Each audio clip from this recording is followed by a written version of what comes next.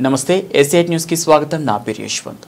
లక్కవరపుకోట మండలంలో గనివాడ గ్రామంలో స్వచ్ఛాంధ్ర కార్యక్రమంలో ఎమ్మెల్యే కోళ్ల లలిత కుమారి పాల్గొన్నారు. స్వర్ణాంధ్ర 2047 సంకల్పంలో భాగంగా ప్రతి నెల 3వ శనివారం జరిగే స్వచ్ఛాంధ్ర కార్యక్రమంలో ఎమ్మెల్యే స్వయంగా పంచాయతీ కార్మికులతో కలిసి మురుగునీరు బురదను శుభ్రం చేశారు.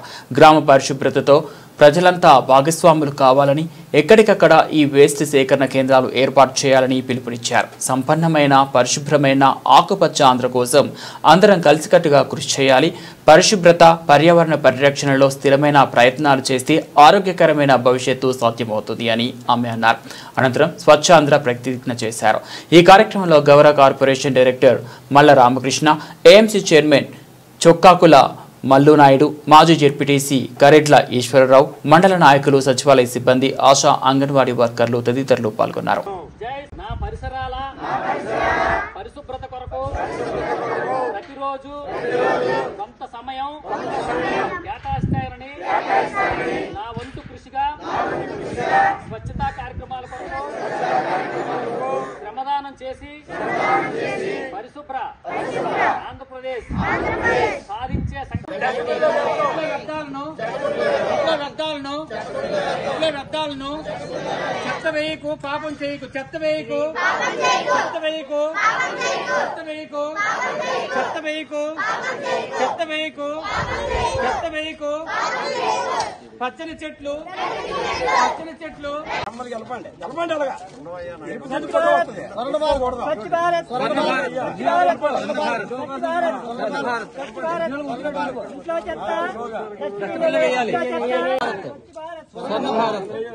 స్వర్ణ భారత్ పరిసరాలు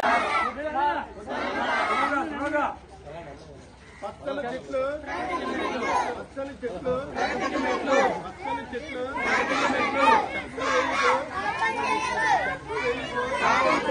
స్వర్ణ భారత్,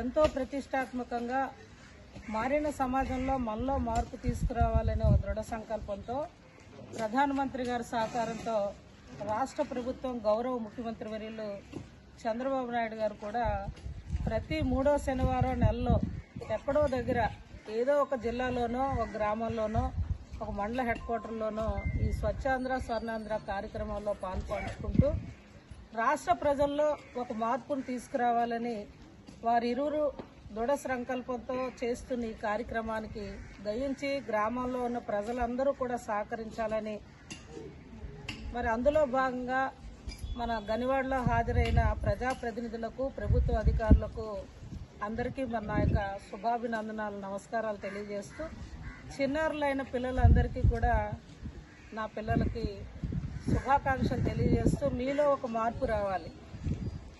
భావి భవిష్యత్ తరాలు చిన్నారులు.